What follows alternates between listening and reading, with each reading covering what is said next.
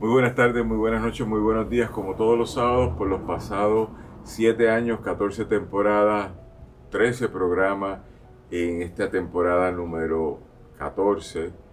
Estamos aquí en el Club de Lectores, yo soy Daniel Nina y he venido mal vestido para la ocasión porque esta mujer se ha puesto súper organizada y yo debía haber venido con un gabán y corbata o por lo menos con una chaqueta sport porque ella vino hasta con taco, ¿entiendes? Y yo estoy aquí con un ser humano que quiero mucho, Carmen Añese, ¿no? Centeno. Centeno Añese de Aguadilla, Puerto Rico, de los Añeses de Saludos. Aguadilla, quien es mi amiga hace demasiados años y quien es co ¿cómo es? Fanática fundadora del Pozo Antillano desde el inicio, siempre ha estado con nosotros y es de las pocas personas, ella es crítica literaria, es maestra de español, como dirían uno en las escuelas públicas, pero ella trabaja en la Universidad de Puerto Rico, recinto de Bayamón, pero ella es de las pocas personas que yo conozco a otro que sistemáticamente cada 3 meses, 6 meses está sacando una publicación y se dedica a investigar temas que yo pienso a veces que yo digo, pero Carmen, porque tú estás hablando de eso, que serían esotéricos para una maestra de español, pero para una persona que tiene más conciencia de activista son fundamentales. Así que ella trabaja sobre el bienestar humano desde la perspectiva de la neurociencia, de las cosas neurológicas, y por otro lado trabaja mucho las narrativas de los derechos humanos en todos sus formatos y de eso es lo que vamos a estar hablando hoy. Carmen, ¿cómo estás? Bueno, muy bien, gracias. Y gracias por elogiarme. Estoy de rojo porque estamos en Navidad. Y he visto que la Navidad de Puerto Rico empezó en octubre, así que decidí aliarme. Así que estoy de rojo chango. No, ella está de rojo porque ella estaba pichando para ver cómo vienen las próximas elecciones y entonces estaba explorando. No No, es el rojo es posible alegría, vivir sin color. el rojo es alegría, el rojo es fuerza, el rojo es la Pascua de Navidad. Es todo lo anterior. Pero con esa consideración estamos aquí con Carmen Centeno Añese, la mamá de su hijo y la abuela de sus nietos, y entonces que son gente que queremos también y La abuelaza. apreciamos. Ah, ella es una super abuela y es de la poca gente que tiene un ritual de invitar a uno a cenar a su casa. Ella es criollista y entonces uno va allí y se sienta y come y conversa y siempre te dice, bueno, pues ya se acabó porque yo tengo que hacer algo ahora. Ah, no, exagerado. Exagerado. Y la ha hecho reír hoy. Eso está bien porque Tú normalmente... te puedes quedar hasta las 4 de la mañana. No, no, no. Y tiene otras pugnas, sin entrar en el nombre, con agencias del gobierno de Puerto Rico que la maltratan y ella se ha dado a respetar. Yo creo que tú deberías estudiar leyes en esta etapa. Yo No, siempre yo he soy pensado, admiradora de los abogados, así como tú. sí, pero yo creo que deberías formalmente estudiar derecho. No, yo no, yo quiero mejor servir la comida y darle tutoría a los estudiantes en los asilos y leer y escribir. No, pero un part-timecito de leyes por la noche No, para que le no, diga al no, profesor, deja eso. profesor, el acento está mal puesto. No, yo soy admiradora de muchos abogados puertorriqueños que escriben excelentemente, empezando contigo, en los distintos rotativos del país y especialmente en el Antillano, por supuesto. Que ella es fanática y escribe y le ha dado vida a una sección que se llama post jurídico, el post jurídico, que es donde normalmente le publicamos sus haberes, pero también en otras secciones, porque es que Carmen tiene esta capacidad de escribir crítica literaria de buena calidad. Ella ha hecho estudios de varios compañeros y compañeras escritores, pero también tiene esta obsesión de hablar de los derechos humanos y se lo estaba diciendo fuera de la grabación ahora, de la transmisión, que yo estoy en la UPR Río Piedra, yo estoy en la Facultad de Estudios Generales donde hay una concentración menor en derechos humanos, de la cual he sido profesor este semestre, que me encanta, que se podían hacer tantas cosas y de repente por razones burocráticas administrativas han cancelado todos los cursos de enero, que me parece una locura, pero me parece más una locura en un contexto global donde la narrativa de los derechos humanos ha cambiado mucho y eso tiene un efecto sobre todas las calidades de vida. Así que Trump dice mucha tontería y tonterías que uno las tiene que coger en serio porque pues mata gente en el mar. Ahora tenemos un problema de si eso constituye un crimen de guerra, ¿verdad? Pero al hacerlo nos recuerda que la narrativa dominante tiene que ser la de los derechos humanos para tener un estándar global de bienestar. Así que con esa intro, pues cuéntame de ti. Bueno, O sea, porque verdad, Paola, de producción, que por ese taco es un sábado bien loco, ¿verdad? O sea, venir bien formal. Yo me siento honrado. Mira, yo vengo hasta en tenis y tú viniste súper formal. Yo decidí celebrar la Navidad porque es que este semestre fue bien fuerte. Y de hecho, desde el otro semestre estuve en un congreso de derechos humanos en Costa Rica. Y todo eso, pues, en realidad no es vedetismo ni frivolidad, sino que es un esfuerzo por compartir con otros compañeros de América Latina. Y estoy pues ligada a las redes de derechos humanos de América Latina y el Caribe. Y escribir para los periódicos, como escribir para ti, por ejemplo, significa pues que uno hace una tarea por encima de las clases, por encima de la investigación. Así que pues yo hoy ando celebrando y también me opero el miércoles, así que tengo que estar alegre. Espero que el público que escuche esto lo comprenda. Así que otro día vengo con tenis y camiseta.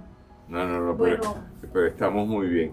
Pero dentro de esa conversación, tú vienes de Aguadilla. yo vengo de Aguadilla. Y Hace años que vivo en Río Piedras. Sí, pero los añeses son aguadillanos. Sí, y los centenos de Lares. Ah, qué bien. Así que cómo fueron, y eran una familia de varios hermanos, algunos ya no están, ¿verdad? Mi hermano querido no está, que era en la práctica un activista de derechos humanos porque trabajaba con los jóvenes usuarios de droga en CREA, por ejemplo, y visitaba confinados.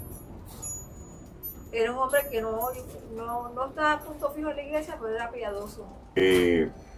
Yo me acuerdo todo el cariño que ustedes, las hermanas, le pusieron para cuidarlo en la etapa de los últimos capítulos de la vida. Claro, por supuesto que sí. Eso. ¿Y cuál es el origen familiar? El origen familiar, pues, no lo sé por completo, pero me imagino que la parte familiar, que es añese, de origen italiano, llegarían con la cédula de gracia, porque llegaron muchos corsos, vienen de Córcega. Y los centenos, pues, llegaron de Venezuela. Ese es el apellido de mi padre. Son de Lares, aunque hay centenos en otras partes de la isla también. Aquí vemos a Mario Ramos. ¿Cómo estás, Mario? Bien, hola, saludos. Estamos aquí conversando con Carmen Centeno y entró el compañero escritor de columnas y de otras cosas, y ideólogo de otras ideologías. ¿Cómo estás? ¿Todo bien? Un placer verte, hermano. Igual siempre. Sí, Encantada. La profesora que yo hice un libro de... el primero se lo publicó Callejón. ¿Perdón? ¿Usted es Carmen Añeses? Centeno añeses. Sí, Centeno. Sí, yo leí su primer libro. Ah, qué bueno, modernidad y resistencia. Sí, yo lo leí. Agradecida. Muy bueno. Muchas gracias. Chévere, Mario. Bien. Bueno, pues entonces seguimos. Y es interesante porque tú vienes de un entorno muy cultural y eso se refleja. Yo no conozco a tus nietos, pero a tu hijo sí, que es cineasta, uno de los grandes cineastas de Puerto Rico, con una gran película, la del viento. ¿Cómo se El llama? silencio del viento. ¿Ah? El silencio del viento, que fue una El silencio producción del viento. de Puerto Rico, República Dominicana y Francia. Que es una película extraordinaria que ganó premios, estuvo premiada. En Mar del Plata ganó premios y fue exhibida en París también, en el Festival de Cannes, y antes de eso pues había sometido un cortometraje que fue candidato al premio Palma de Oro en el Festival de Cannes. Y además de eso fue premiado con una estancia en Cannes. No sé cuántos premios has recibido, la pura verdad. Sí, pero también él tiene una que la antecede, que es la de los muchachos de un pueblo de la costa norte de Puerto Rico, que estaban todos tatuados. ¿Cómo se llama ese? Ese mismo, de ese que estoy hablando, que fue candidato al premio Palma de Oro. ¿Y cómo se llama? El silencio del viento, sí. Contó con jóvenes también de la parte... El silencio del viento es un largometraje. Ese es un largometraje. Este es un cortometraje que fue muy bien recibido. Sí. Y entonces, pero tú te has dedicado a escribir, a investigar y escribir. ¿Y enseñar? No, ya yo sé esa parte, pero estamos aquí, esto es un club de lectores. Pero aparte de ser profesora, que lleva un rato como en esa tarea, te has dedicado a escribir libros y sobre crítica literaria o derechos humanos. Bueno, casi todos son de crítica literaria. Este es el primer libro de derechos humanos que hago, pero no es hace muchos años que escribo de derechos humanos y que voy a las actividades de derechos humanos que celebra la Universidad de Puerto Rico aquí, y fui miembro también del Comité de Derechos Humanos de la Universidad de Puerto Rico en Bayamón, que se funda hace años bajo la batuta del profesor Avilés, y llevé a Amnistía Internacional en varias ocasiones a la Universidad de Puerto Rico también. Entonces me pareció que era necesario realizar un trabajo más sistemático y que había gente que estaba ignorando lo que estaban pasando los niños aquí y los índices de pobreza. Me motivó sobre todo que vengo de una familia muy católica y que yo soy católica, aunque no sea ortodoxa, pero soy admiradora del Papa Francisco. Desde muy joven leí la encíclica papal de por ejemplo, Juan 23. Y para mí es importante que exista una ética que nos haga entender una ética de la especie. No hay que ser católico para respetar, para tener un sentido de que somos seres humanos, que tenemos que ser solidarios y estar contra la guerra.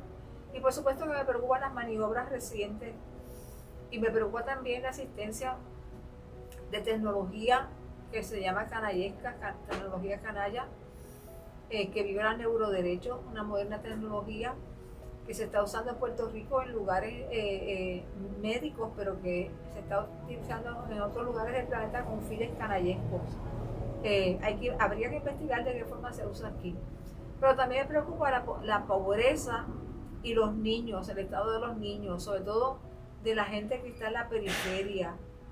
Los barrios y los caseríos son los lugares, ha dicho el periódico mismo, y la estudiosa Linda Colón, una gran estudiosa, investigadora, estudiosa de la pobreza en Puerto Rico, que habla de que la pobreza existe de manera escalonada en un sentido porque hay pueblos que tienen más pobreza que otros. Mientras la tasa general podría ser casi un 50%, aunque se redujo un poco por ciertos fondos federales, ¿qué pasa? Que en algunos pueblos de la isla, del interior, está en 70%, en 60%. Es decir, que aquí hay que estudiar la pobreza con profundidad. Y me parece a mí que haber citado la religiosidad no quiere decir que es que los derechos humanos son exclusivos de gente religiosa. No, los derechos humanos representan un desafío para todo aquel que tenga conciencia de lo que es vivir en un país asediado colonialmente. Y en una época en que tenemos también grandes monopolios internacionales. A mí me parece que tenemos que pensar en todo momento, no en el apocalipsis, sino en la paz mundial, y trabajar para ella, y de poner sobre todo nuestro orgullo, nuestra falta de poder compartir, el fanatismo, yo diría. Me parece que en las elecciones pasadas hubo algo bueno, y es que se demostró que la gente podía unirse en algunas cosas en común. Ahora mismo aspiro a que, y lo escribí en el periódico, a que todos los partidos tengan la soberanía alimentaria como una de sus metas. Porque ¿qué sería de nosotros si, por ejemplo, debido a las leyes de cabotaje no nos llegaran alimentos? O debido a una pandemia no entraran los barcos con alimentos a Puerto Rico. Es interesante, pero no sé si están replicándolo en UPR Bayamón, pero en UPR Río Piedras inventaron una idea para garantizar que todos los estudiantes coman diariamente, que es unos comedores solidarios que han establecido. Llevamos un mes de experimento, y es porque se hizo un estudio de que mis estudiantes, pero por lo menos de Río Piedras, desayunan en su casa, se pasan todo el día en la universidad, no comen nada hasta que llegan a su casa a cenar, y no lo hacen porque están a dieta y se están tonificando, lo hacen porque no tienen dinero. ¿Está bien? Entonces, yo los otros días, el año pasado, estaba dando una charla en una universidad americana, en una escuela de Derecho, y me impresionó que cuando me llevan, están enseñándome en la facultad, me llevan al comedor donde había un buffet, pero buenísimo, hasta con langostinos, esto y lo otro, todo gratis. Y yo digo, ¿y qué es esto? Y dice, bueno, eso es un donativo que tenemos para garantizar que los estudiantes de Derecho, que es una escuela tope 20, puedan comer cuando están trabajando, estudiando, y que esa no sea su preocupación. Si tienen dinero para ver, ya la escuela es cara y estar allí cuesta mucho, y usted lo va a pagar y usted va a pasarlo y usted va a tener un sueldo cuando se gradúe, me lo invento, que empiece en 250 mil dólares. No hay problema con eso, pero cuando usted estudia Derecho tiene que tener las mejores condiciones, y es que está alimentado.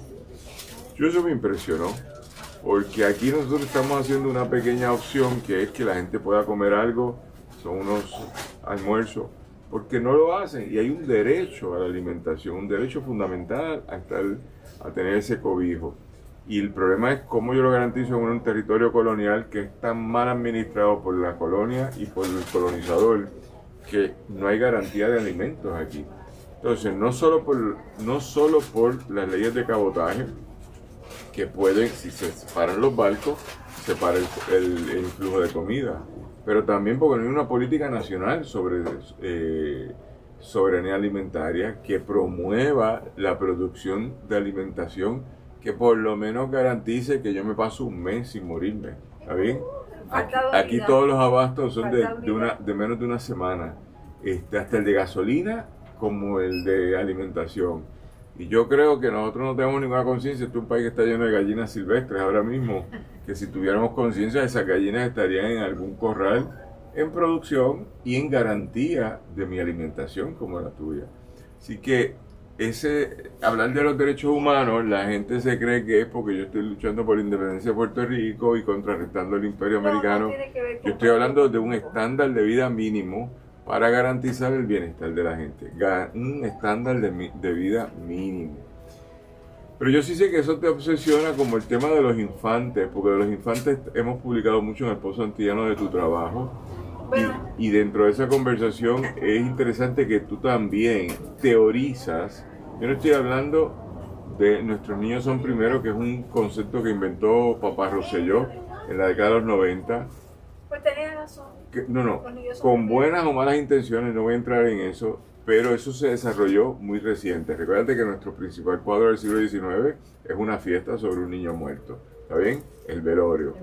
Pero dentro de esa conversación creamos conciencia 100 años después, literal, 100 años después del velorio, de que la infancia tiene que ser protegida. No había conciencia anterior y no había una política pública. Eso cambia con Papá Rosselló.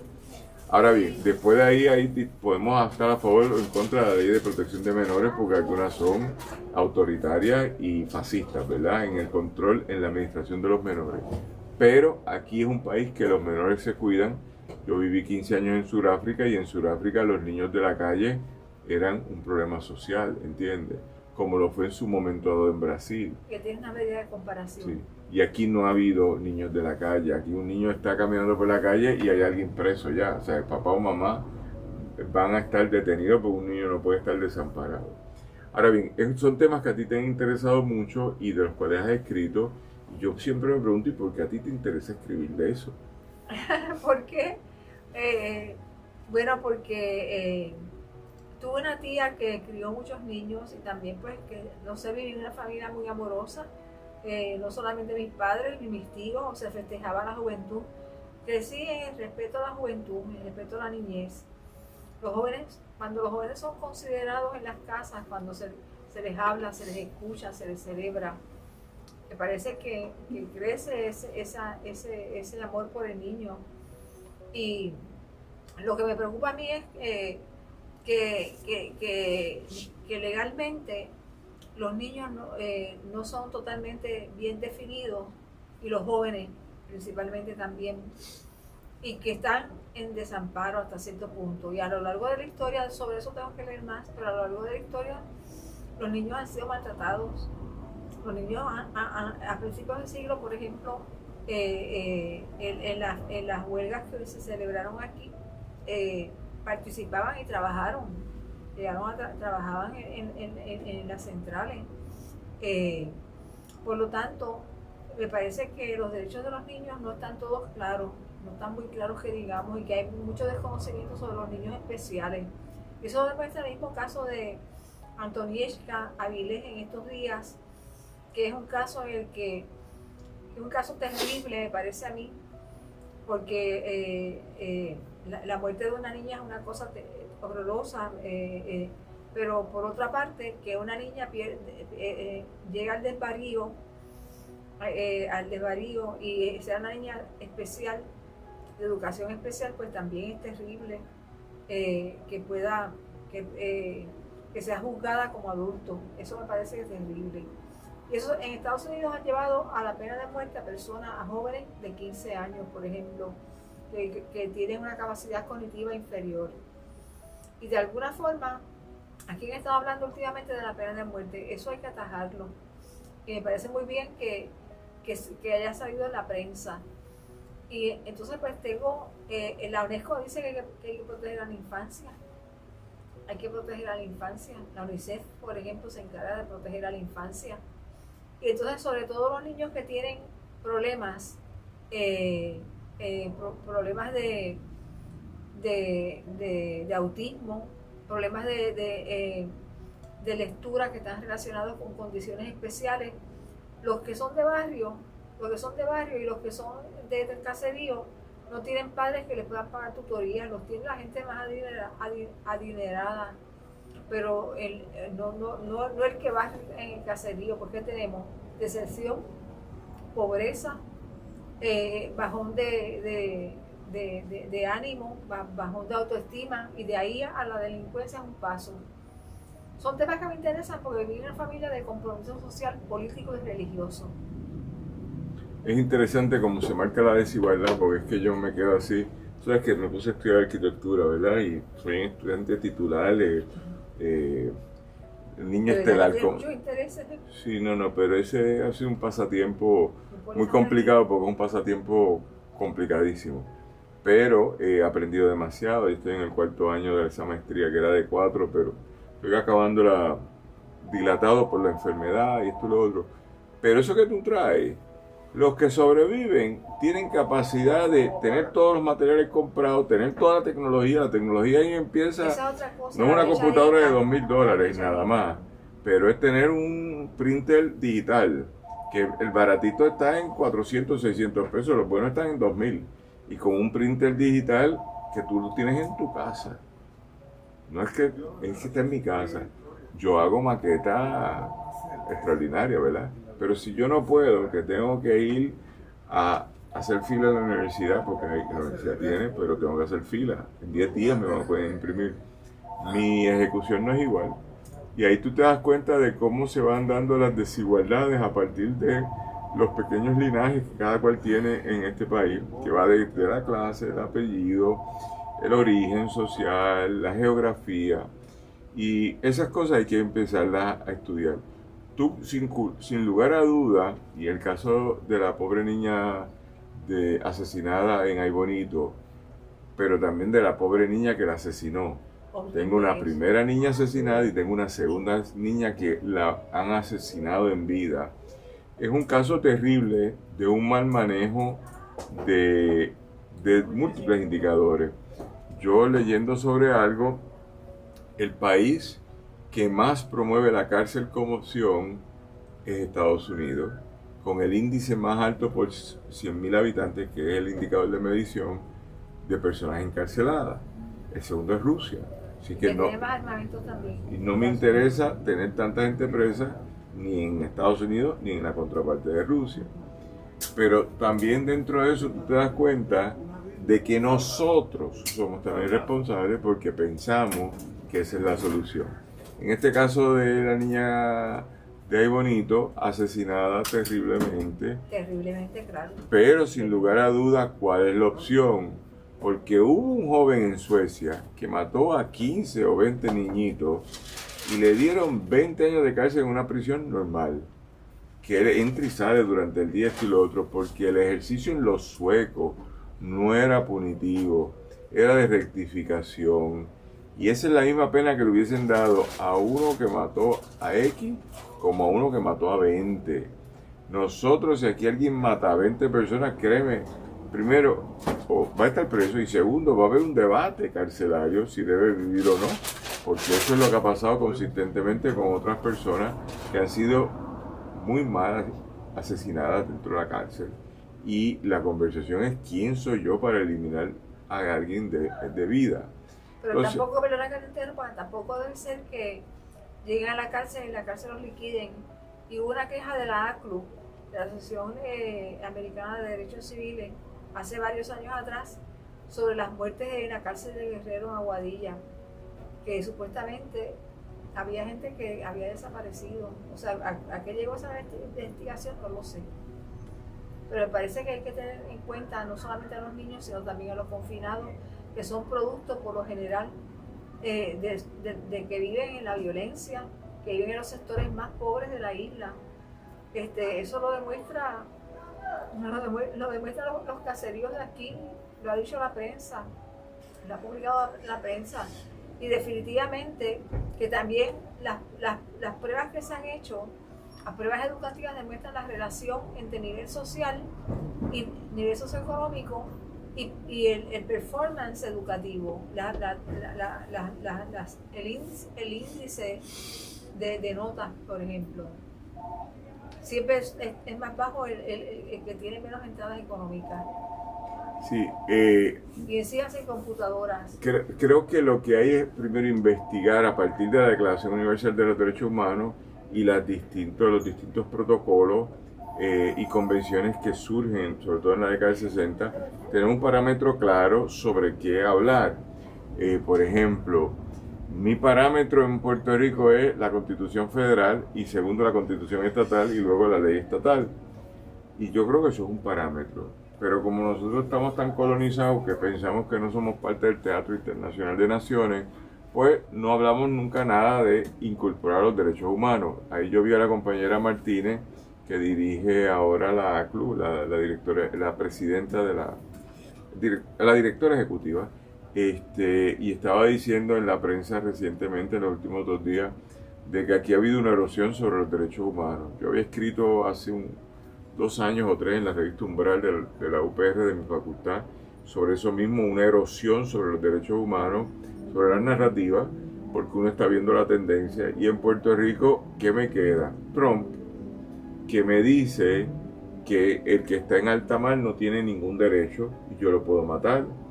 Y este debate que ha estado en las últimas 2 semanas sobre si procedió o no los famosos, que se llama la doble tapa, double tap, que es rematar. En español la traducción correcta sería rematar, ¿verdad? Del 2 de septiembre del 2025, cuando en una embarcación en algún destino desconocido del Caribe bombardean, se parte el barco, la embarcación, los que están en la parte de atrás murieron todos, los que están en la parte del frente están sobrevividos, están aguantados de un barco que ya no es barco, de una lancha que va a hundirse, y están aguantándose ahí. Tuvieron 1 hora y media analizando qué hacían con ellos. Esto es bien curioso, porque ha salido en las investigaciones congresionales, y en 1 hora y media que estuvieron investigando, determinan, guiados por el abogado del ejército, que son eliminables porque no tienen derecho, y vuelven a hacer el double tap y los asesinan. Ahora resulta que esa gente no iba para Estados Unidos. Sí, aparentemente llevaban droga, estaban saliendo de un territorio nacional a una embarcación más grande que iba camino ¿a dónde? A Surinam, del donde eso se montaba en un avión y se iba para Europa. Es decir, el destino final de cualquier asunto aquí ilegal no era Estados Unidos, pero ellos se abrogaron. Nosotros debemos condenar eso por una violación de la Declaración Universal de Derechos Humanos, que es el derecho a la vida. Eso es el primer artículo, el segundo, que te dice la gente tiene un derecho a estar vivo. Y si yo te voy a procesar, que es más adelante, como el artículo 13, yo te tengo que procesar en una corte. Yo estaba leyendo de esto, Trump ha dado un cambio, pero ojo, no es original. Esto es el gunboat diplomacy de principios del siglo XX, que ellos te iban y te torpedeaban un país, ahora te torpedean en aguas internacionales, porque ellos entienden que tienen supremacía cultural el derecho a destruir a otro ser humano. Yo creo que ellos ni nadie lo tienen. Pero nosotros tenemos que educar a la gente, educarnos nosotros, educar a nuestros gobernantes, que ningún Estado puede abrogarse el derecho supremo de determinar la vida de un ser humano u otro. Y si usted entiende que esa persona está haciendo algo que le va a hacer daño a su país, usted lo arresta y lo procesa. Leyendo, Trump simplemente quiso cambiar la directiva porque ya no quiere tener ni gente presa, que es una lógica fascista del neoliberalismo, que es todo lo que sea excedente se destruye. Tú lo matas, tú lo quemas, tú lo desapareces. Entonces, Trump me plantea unas cosas de coyuntura que son horribles. Estoy viviendo una coyuntura muy difícil de humanidad, pero esa coyuntura es donde estamos y a partir de ahí tenemos que tener gente como tú que nos hable de los derechos humanos en este libro que se titula Los derechos humanos son de todos, en cualquier configuración identitaria, y es un libro de ensayos publicado en el 2024 por Editorial Gaviota, que es donde estamos aquí en la librería Norberto González, que es la sede de la Editorial Gaviota, y ese libro está de venta aquí en Río Piedras o en las otras tiendas que ellos tienen en el país. Cuéntame, ¿por qué hacer este libro? Este libro porque tenía que de alguna forma hablar de derechos humanos. Ahí está el jefe. Mira, tú ves, yo hablo del libro de Editorial Gaviota y él se venga para acá, ¿cómo usted está? Bien. Le agradezco a Javier González el apoyo, precisamente, y a su padre, a quien conocí, que de verdad ha sido un hombre extraordinario, y que estableció Casa Norberto en Plaza de las Américas. Me parece que es importante que haya empresarios puertorriqueños que tengan fuerza, poder en el mundo del libro. Bueno, pues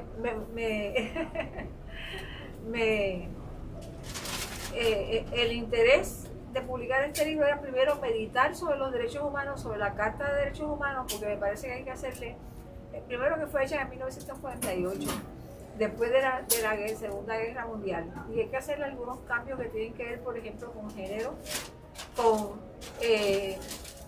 con las personas que tienen diversidad funcional, de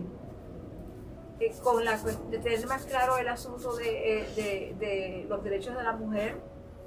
Es una cosa que hay que sencillamente revisar. Y menciono ahí a Madeleine Román, que ha trabajado, la profesora Madeleine Román ha trabajado sobre los derechos humanos. Y también menciono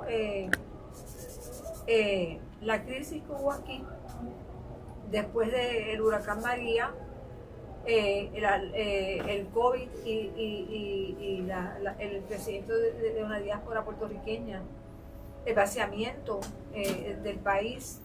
También menciono a Marina Rodríguez Castro por su análisis entre arte y vacío, desplome del país, como une las dos cosas, ¿no? Ese tejido que hizo de la situación del país a través de las artes.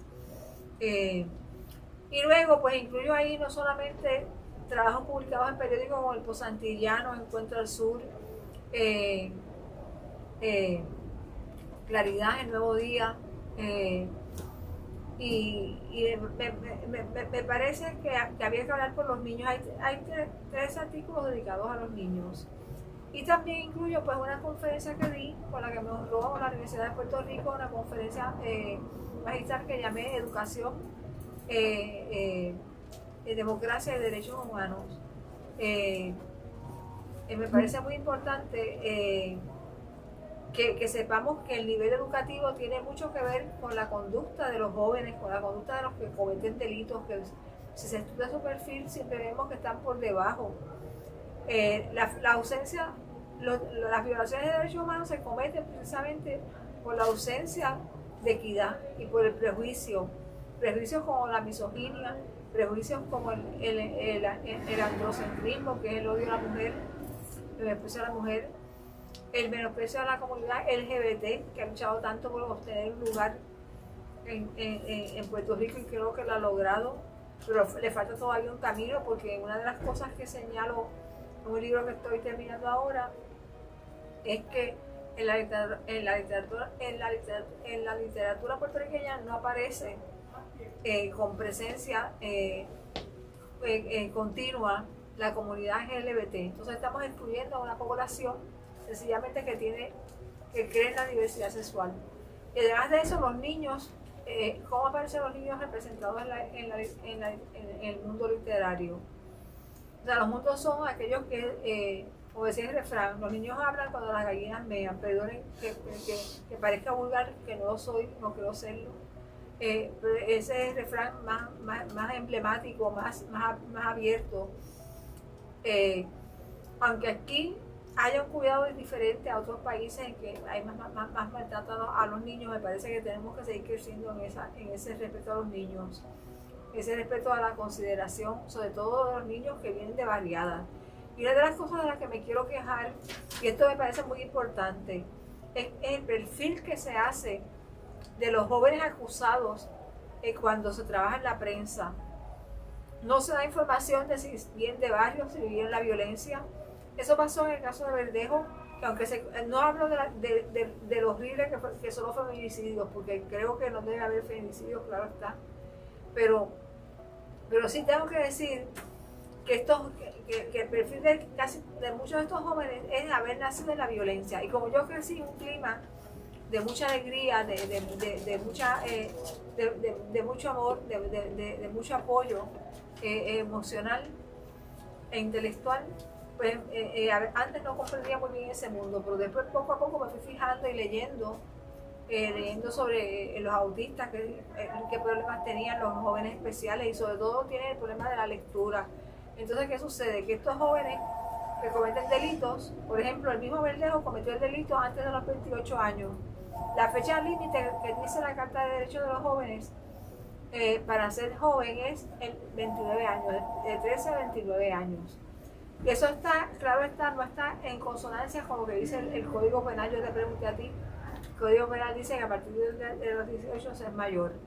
Me parece que aquí tiene que haber... Con unas excepciones extrañas, porque a los 14 años aquí también eres mayor si has cometido asesinato. Bueno, eso me parece muy injusto, porque un chico que comete 14 años no se ha comprobado que no se ha desarrollado verdaderamente. Primero, que no han tenido trabajo, no han tenido nadie a quien mantener.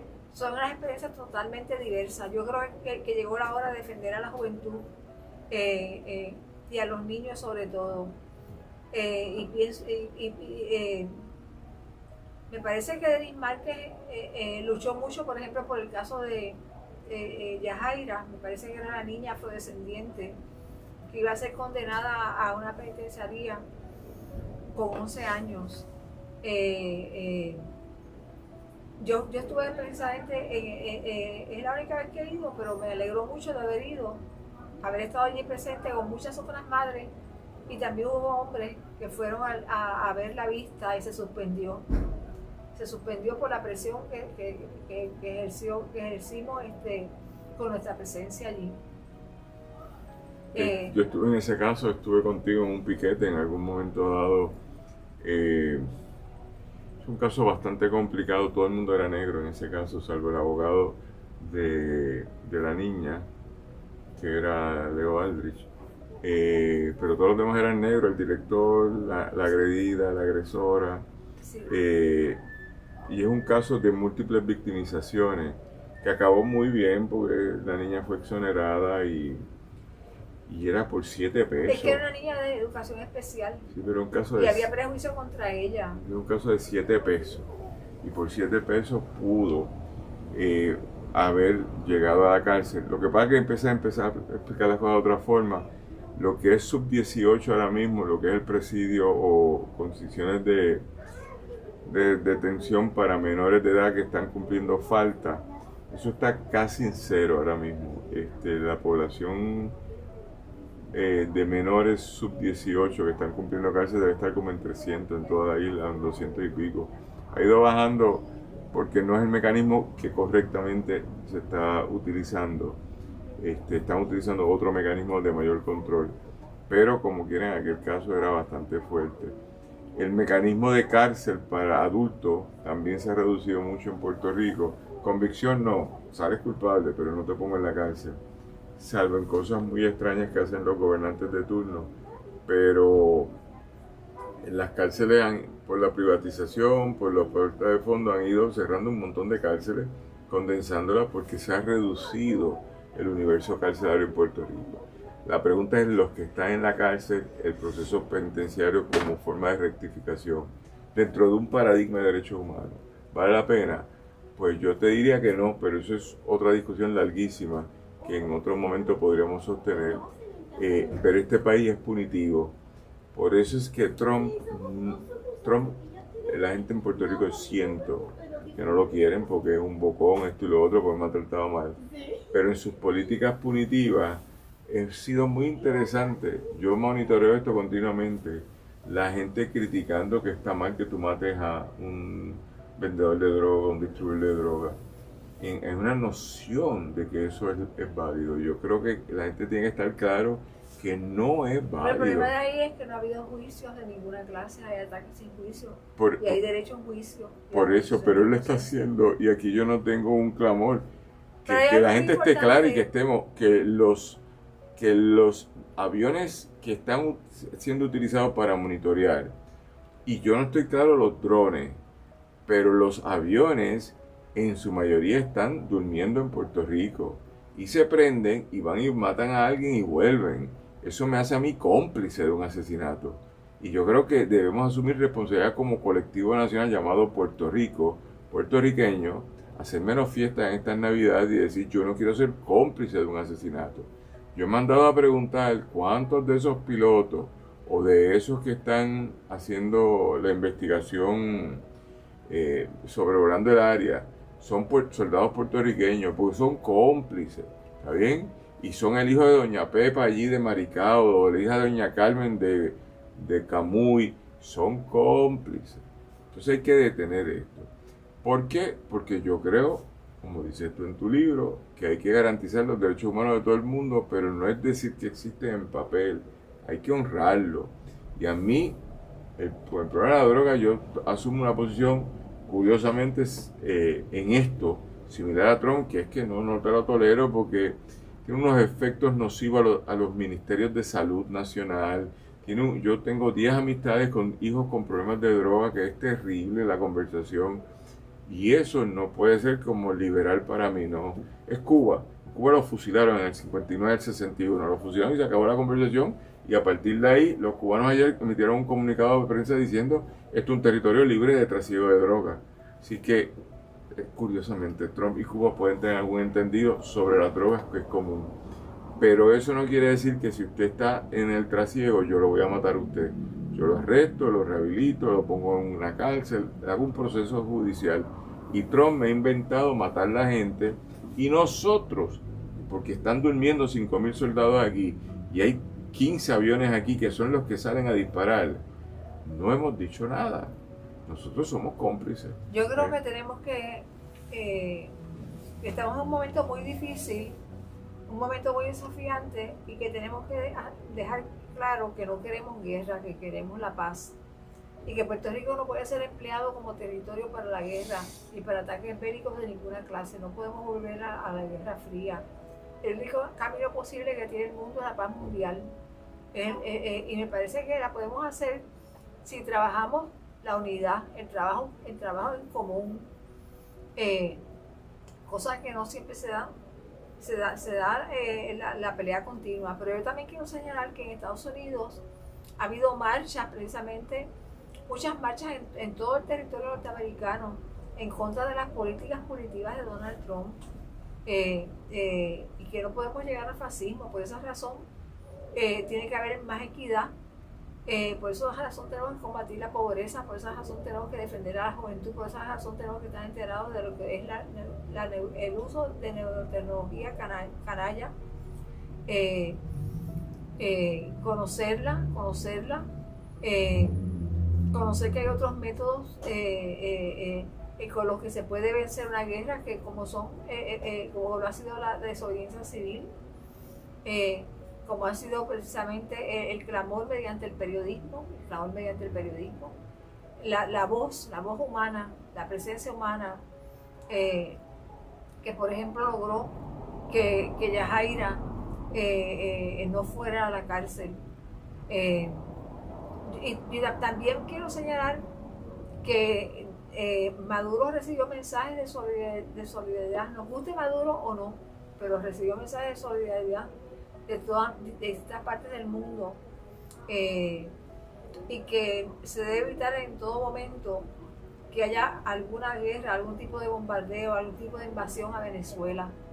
Eso forma parte de lo que son los derechos humanos. La guerra debe ser considerada una violación de derechos humanos, y me parece que así lo ve el destacado juez Baltasar Garzón, quien fue el que tiene la Fundación FITBAR en España, en que es muy conocido. A él le dedico también en parte el libro porque fue un juez muy especial, muy dedicado a la lucha a favor de los derechos humanos. Bien, Baltasar Garzón se llamaba él, ¿verdad? ¿Se llama? Baltasar Garzón. Sí. Es que fue destituido por la derecha española, que le montó un procedimiento de residenciamiento y el Tribunal Supremo Español lo validó y él fue expulsado de su rol de juez, porque fue el juez que lideró la investigación y después los casos sobre el panteón de Franco y la ultraderecha y toda esa conversación. Pero no solamente eso, es pero te quiero decir, él logró que trajeran a Pinochet de vuelta a Chile y logró residenciarlo. Residenciarlo no es la palabra, logró que tuviera una penalidad. Pinochet no pasó la historia como lo que quería pasar, gracias a él. Tuvo que luchar porque en Inglaterra él pide que la extradición a España, porque está en Inglaterra, que lo detengan, y entonces los ingleses hacen todo este debate si él es responsable o no, y eventualmente los británicos deciden que él no va a encontrar la justicia en España, pero que puede regresar a su país, y muere deshonrado. Muere después de 2 años de estar en cierto grado de, por decir algo, de detención en Inglaterra, pero no muere con los honores que él hubiese deseado, que fue haber pasado, Pinochet, que haber pasado. No, murió como un dictador, como lo que fue. Como un reconocimiento, pero nunca salió culpable de nada en Chile, nunca. Eso es un detalle histórico. Él muere pero estuvo 2 años que no podía salir de Inglaterra porque había un proceso de extradición Inglaterra-España que Garzón lo pide, y los ingleses y Pinochet se defendieron. Claro, había que hacerle un caso a Baltasar Garzón. Baltasar Garzón, entonces la derecha le monta un caso y por otras razones y lo destituyen, pero tiene que ver más con la situación de Franco. Pero apuntemos algo, la derecha de ese momento, porque en realidad la derecha es problemática. En realidad yo quiero decir que los términos de derecha, izquierda y centro pues a veces son demasiado difusos. Son términos de la Revolución Francesa y han cambiado, y no siempre lo que llamamos, yo sé a la derecha que tú te refieres, pero es en ese contexto histórico. Hoy en día yo creo que tenemos otro tipo de cosas, y que la lucha por los derechos humanos nos hermana a todos, porque ¿quién no va a creer precisamente en que todos los seres humanos tienen derecho a la dignidad humana, a las cosas elementales como la salud, la comida, la vivienda? Eso está en nuestra Constitución puertorriqueña, precisamente lo explica esto Luis Acevedo en un libro que me regaló en esta librería. Pero pues tenemos que pensarlo, pero no vamos a entrar ahí, vamos a leer tu libro. Eso que yo. Sino, cuéntame de este libro. Este libro se divide en ¿cuántos capítulos? Bueno, te cuento, quisiera leer algo. ¿Y quieres leer algo? Y ese libro está aquí, vengan aquí a buscarlo. La dedicatoria, porque se lo dedico a mi hijo. Pero lo que quiero señalar algunos títulos: La pobreza en Puerto Rico y la ayuda aérea, el colonialismo y el capitalismo del descarte, frase que tomo del descarte del Papa Francisco, que fue tan extraordinario. Además era un hombre culto y muchas veces no se sabe eso, era un intelectual. La Universidad de Puerto Rico, la niñez y la juventud. La Universidad de Puerto Rico porque la hemos tenido que defender. Aquí se llegó a criminalizar la Universidad de Puerto Rico, y no puede ser. Soy latinoamericana y tengo a Ayotzinapa en mí. O sea, la identidad también dentro del marco de los derechos. Otra educación es posible por una universidad pública, plural y democrática. Pero quiero leer la dedicatoria que fue a mi hijo, a mi querido hijo, el cineasta Álvaro Aponte Centeno, por su compromiso con el cine como proyecto social, mediante integración de jóvenes de barrio y un confinado en sus filmes. Me parece que algo que podemos hacer es integrar proyectos, crear proyectos en los que integremos a personas de bajos recursos, personas que sean confinados, que tienen entonces un estigma. De alguna forma hay que integrarlos a la sociedad, ser menos punitivos. Me parece que el periodismo puertorriqueño, a pesar de que es extraordinario en algunos aspectos, en algunas ocasiones cuando se trata de casos de violencia, casos de confinados, a veces no se da la información completa, como dije yo. Primero, como dije hace un ratito, y que nos volvemos fanáticos, se convierte en presa amarilla y no puede ser de ninguna forma. También se lo dedico a mi hermano José Manuel Centelañese, que trabajaba, visitaba desconfinados. Yo creo que esa es una labor que uno puede hacer. Ser más hermanos los unos de los otros. Lo dice la propia Carta de Derechos Humanos en su primer artículo. Que seamos fraternales. También quiero señalar las palabras de Baltasar Garzón: los derechos humanos no se pueden aplazar, ni hipotecar, ni disimular, ni escamotear, ni abstraer, ni distorsionar, ni mutilar, ni pervertir. Por lo tanto, no puede haber violaciones de derechos humanos en el Caribe. Definitivamente no se puede matar sin llevar a juicio a personas que no se sabe generalmente ni de dónde son, ni se tiene un perfil claro de ellos tan siquiera. Escribí este libro poquito a poco porque es una recopilación de ensayos, por lo tanto reflexiona sobre muchos temas, no sobre uno solo. Hay, como dije, 13 dedicados a los niños, pero también otros dedicados a la Universidad de Puerto Rico, al estudiantado, a la pobreza.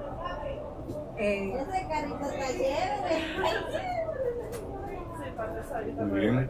Estamos llegando ya al final. Yo siento que este trabajo, porque hemos publicado unos cuantos de estos artículos. ¿Pero podría leer un capítulo de algo? Vas a leer lo que tú quieras, pero lo que quiero valorar, que para alguien que no estudió Derecho y que se apropia de la narrativa de los derechos humanos, es una contribución educativa que ilustra cómo podemos hablar de los derechos humanos en Puerto Rico, que nuestra generación en la década del 70 y los 80 y 90 sí habló de los derechos humanos, pero más recientemente es un concepto que se ha erosionado de la vía pública, por llamarlo de alguna forma.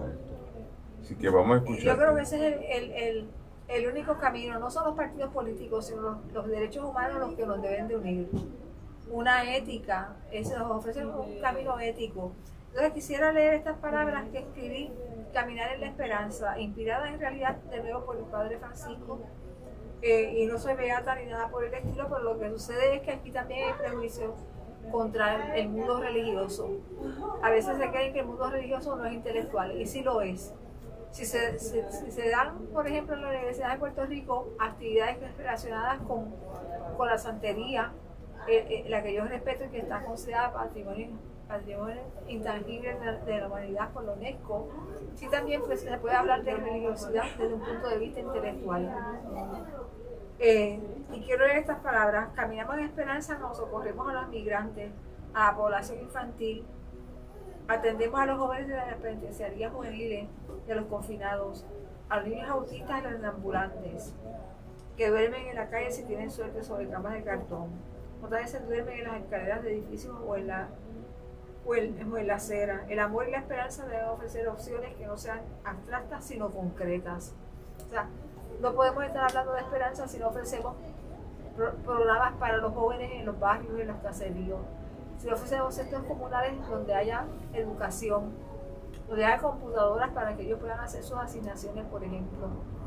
Donde no podemos caminar en esperanza si no hablamos de la necesidad de la comida correcta y atacamos la obesidad mórbida, por ejemplo.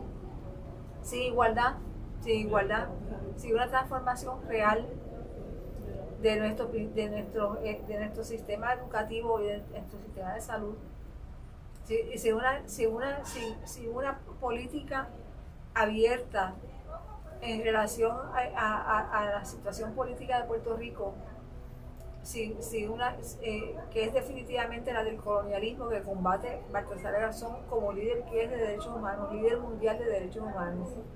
Yo creo que con el colonialismo no vamos a llegar a alcanzar la realización por completo de los derechos humanos en este país. Bien, pues eso nos deja con una nota que me parece bien importante para cerrar el programa, que con el colonialismo no vamos para ningún lado, en conclusión.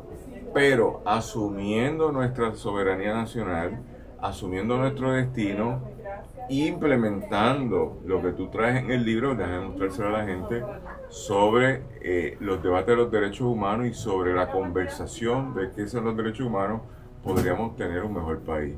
Los invito a leer Los derechos humanos son de todos o todes, de Carmen Centeno Añese, publicado por Publicaciones Gaviota aquí en Norberto González. Y nosotros te damos las gracias porque tú escribes, te damos las gracias porque no paras de escribir y te damos las gracias porque sigues escribiendo. En todos los formatos estás escribiendo y estás diciendo cosas y te insertas a los debates. Así que le damos las gracias para concluir este programa a la compañera Carmen Centeno Añese, a Casa Norberto y Librería Norberto González aquí en Río Piedra, a la familia González, en particular Luis Javier que está al tanto de esto, a Paola Estela en la producción general de este evento y a toda la gente que nos sigue por las redes sociales y que nos lee el periódico y que me lo comentan en cualquier sitio. Te leí, estoy leyendo lo que están diciendo ahí. De nuestra parte, seguimos en este 60 aniversario de la vida, pero el 15 aniversario del Pozo Antillano. Es el 15 del Pozo, es que estaba confundiendo la organización. 15 aniversario del Pozo Antillano lo estamos celebrando en este momento y le damos las gracias. Síganos, escriban con nosotros, le damos las gracias a Carmen y estaremos aquí nuevamente la próxima semana, ya en los capítulos finales para cerrar este año. Nos quedan 2 programas más y terminamos este año y luego volveremos a fines de enero con una nueva temporada. Pero uno va escuchando gente y va aprendiendo y lo invitamos a que compren el libro de Carmen sobre los derechos humanos que son de todos. Así que, Carmen. Muchas gracias, Daniel, de verdad, por este rato y por poder llegar a un público que no sé cuál es, pero al que habrás tú. Así que el público está ahí y me está mirando. Vamos a dar un aplauso a Carmen por haber venido. Gracias. Entonces, Gracias. y le damos las gracias y estaremos contigo hasta en el próximo capítulo, en la próxima ocasión. Muchas gracias a todos por seguirnos. Y feliz Navidad. Y feliz Navidad.